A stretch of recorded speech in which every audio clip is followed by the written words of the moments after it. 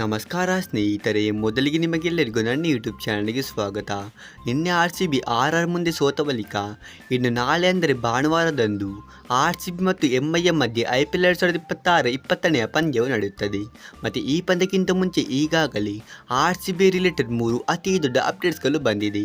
ಹೌದು ಫ್ರೆಂಡ್ಸ್, ಇವತ್ತಿನ ಈ ವಿಡಿಯೋದಲ್ಲಿ ನಾವು RCBಯ ಬಗ್ಗೆ ಬರುತ್ತಿರುವ ಈ ಕೆಲವು ಅಪ್ಡೇಟ್ಸ್ಗಳು ಯಾವುದಂತ ಡಿಸ್ಕಸ್ ಮಾಡಲಿಕ್ಕೆ ಇದ್ದೇವೆ. ಆದರೆ ಈ ವಿಡಿಯೋವನ್ನು ಶುರು ಮಾಡೋದಕ್ಕಿಂತ ಮುಂಚೆ ನೀವೇನಾದರೂ ನನ್ನ ಯೂಟ್ಯೂಬ್ ಚಾನಲ್ಗೆ ಹೊಸಬರಾಗಿದ್ದರೆ ನೀವು ಬೇಗನೆ ಚಾನಲ್ ಸಬ್ಸ್ಕ್ರೈಬ್ ಮಾಡಿಕೊಂಡು ವಿಡಿಯೋವನ್ನು ಲೈಕ್ ಮಾಡಿಕೊಳ್ಳಿ. ಸೊ ನಾವು ಇನ್ನೂ ಥರ ಮಾಡದೆ ಬೇಗನೆ ಈ ವಿಡಿಯೋವನ್ನು ಶುರು ಮಾಡೋಣ. RCBಯ ಬಗ್ಗೆ ಬರುತ್ತಿರೋ ಮೊದಲ ಅಪ್ಡೇಟ್ ಬಂದ್ಬಿಟ್ಟು ಮಂಗೇಶ್ ಯಾದವ್ ಅವರ ಬಗ್ಗೆ ಬರುತ್ತಾ ಇದ್ದು, ನಿನ್ನೆ RR ಎದುರಿಗೆ RCBಯ ತಂಡ 201 ರನ್ಗಳ ಟಾರ್ಗೆಟ್ ಕೊಟ್ಟ ಮೇಲೆ ಕೂಡ RR ಈ ಟಾರ್ಗೆಟ್ ಅನ್ನು 18 ಓವರಲ್ಲಿ ಚೇಸ್ ಮಾಡಿತು. ಮತ್ತು ನಿನ್ನೆಯ ಪಂದ್ಯದಲ್ಲಿ ಅಭಿನಂದನ್ ಸಿಂಗ್ ಅವರು ತುಂಬಾ ಒಂದು ಕಳಪೆಯಾಗಿ ಬೌಲಿಂಗ್ ಅನ್ನು ಮಾಡಿದ್ದು, ಇವರು ತನ್ನ 3 ಓವರಲ್ಲಿ 53 ರನ್ಸ್ ಅನ್ನು ಕೊಟ್ಟಿದ್ದಾರೆ.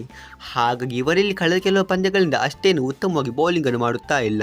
ಮತ್ತೆ ನಾಳೆ RCB MI ಎದುರಿಗೆ ಒಂದು ಮುಖ್ಯವಾದಂತಹ ಪಂದ್ಯವನ್ನು ಆಡಲಿದ್ದು, ಈ ಪಂದ್ಯವನ್ನು ಗೆಲ್ಲುವುದು ನಮಗೆ ತುಂಬಾನೇ ಇಂಪಾರ್ಟೆಂಟ್. ಹಾಗಾಗಿ RCB ತನ್ನ ಪ್ಲೇಯಿಂಗ್ 11 ಅಲ್ಲಿ ನಾಳೆಯ ಪಂದ್ಯಕ್ಕಿಂತ ಮುಂಚೆ ಅಭಿನಂದನ್ ಸಿಂಗ್ ಅವರ ಬದಲಿಗೆ ಮಂಗೇಶ್ ಯಾದವ್ ಅಥವಾ ರಾಸಿಕ್ ಸಲಾಮ್ ದಾರ್ ಅವರನ್ನು ಟ್ರೈ ಮಾಡಬಹುದು. ನಿಮ್ಮ ಪ್ರಕಾರ ನಾಳೆ RCB ತನ್ನ ಪ್ಲೇಯಿಂಗ್ 11 ಅಲ್ಲಿ ಈ ಒಂದು ಬದಲಾವಣೆಯನ್ನು ಮಾಡಬಹುದಾ? ನೀವು ನನಗೆ ಇಲ್ಲಿ ಕಮೆಂಟ್ ಬಾಕ್ಸ್ ಅಲ್ಲಿ ತಿಳಿಸಿ. ನಂತರ RCBಯ ಬಗ್ಗೆ ಬರುತ್ತಿರುವ ಎರಡನೇ ಅಪ್ಡೇಟ್ ಬಂದ್ಬಿಟ್ಟು ಬ್ಯಾಟಿಂಗ್ ಬಗ್ಗೆನೇ ಇದ್ದು, ನಿನ್ನೆಯ ಪಂದ್ಯದಲ್ಲಿ RCBಯ ಬ್ಯಾಟಿಂಗ್ ಕೊಲ್ಯಾಪ್ಸ್ ಆಗಿತ್ತು. ಅಂದರೆ RCB 127 ರನ್ಸ್ಗೆ 7 ವಿಕೆಟ್ ಅನ್ನು ಕಳೆದಿದ್ದು, ಆದರೆ ಆನಂತರ ಕ್ಯಾಪ್ಟನ್ ರಜತ್ ಪಡಿದಾರ್ ಮತ್ತು ವೆಂಕಟೇಶ್ ಅಯ್ಯರ್ ಅವರು ತುಂಬಾ ಒಂದು ಉತ್ತಮವಾಗಿ ಬ್ಯಾಟಿಂಗ್ ಅನ್ನು ಮಾಡಿದ್ದು ತಂಡವನ್ನು 201 ರನ್ಗಳ ಟಾರ್ಗೆಟ್ಗೆ ತಲುಪಿಸಿದರು. ಇದೇ ಏನಾದರೂ 2024ಕ್ಕಿಂತ ಮುಂಚಿನ RCB ಆಗಿದ್ದರೆ ಖಂಡಿತವಾಗಿಯೂ 150ರವರೆಗೆ ಆಲ್ ಔಟ್ ಆಗ್ತಿತ್ತು. ಆದರೆ ಇತ್ತೀಚಿನ RCB ಬ್ಯಾಟಿಂಗ್ ತುಂಬಾನೇ ಡೀಪ್ ಆಗಿದ್ದು, ನಾವು ಎಷ್ಟೇ ವಿಕೆಟ್ ಹೋದರೂ ಕೂಡ ಸುಲಭದಲ್ಲಿ 200ಕ್ಕಿಂತ ಅಧಿಕ ರನ್ಸ್ ಅನ್ನು ಹೊಡೆಯುತ್ತೇವೆ.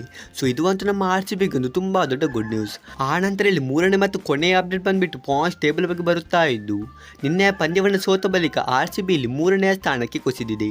ಹೌದು ಫ್ರೆಂಡ್ಸ್, RCB ತಾನು ಆಡಿರೋ 3 ಪಂದ್ಯಗಳಲ್ಲಿ 2ರಲ್ಲಿ ಗೆದ್ದು 1ರಲ್ಲಿ ಸೋತಿದ್ದು 4 ಅಂಕಗಳ ಜೊತೆಗೆ 3ನೇ ಸ್ಥಾನದಲ್ಲಿ ಇದೆ. ಮತ್ತೆ ಮೊದಲನೆಯ ಸ್ಥಾನದಲ್ಲಿ 8 ಅಂಕಗಳ ಜೊತೆಗೆ ಈ ಬಾರಿ IPL ಅನ್ಬೀಟನ್ ಆಗಿರೋ ರಾಜಸ್ಥಾನ್ ರಾಯಲ್ಸ್ ಅವರಿದ್ದು, 2ನೇ ಸ್ಥಾನದಲ್ಲಿ ಪಂಜಾಬ್ ಕಿಂಗ್ಸ್ ಅವರು ಇದ್ದಾರೆ. ಸೊ ಇಲ್ಲೇನಾದರೂ RCB ಪಾಯಿಂಟ್ಸ್ ಟೇಬಲಲ್ಲಿ ಮೇಲೆ ಬರಬೇಕಾದರೆ ನಾಳೆಯ ಪಂದ್ಯವನ್ನು ಹೇಗಾದರೂ ಮಾಡಿ ಗೆಲ್ಲಬೇಕು. ನಿಮಗೇನನ್ಸುತ್ತೆ, ಮುಂಬೈ ಎದುರಿಗೆ RCB ಗೆಲ್ಲಬಹುದಾ? ನೀವು ನನಗೆ ಕಮೆಂಟ್ ಬಾಕ್ಸಲ್ಲಿ ತಿಳಿಸಿ. ಸೊ ಈ ವಿಡಿಯೋದಲ್ಲಿ ಇಷ್ಟೇ. ನಾವು ಸಿಗೋಣ ಹೀಗೆ ಮುಂದಿನ ಇಂಟ್ರೆಸ್ಟಿಂಗ್ ವಿಡಿಯೋದಲ್ಲಿ. ಅಷ್ಟರವರೆಗೆ ಬೈ ಬಾಯ್.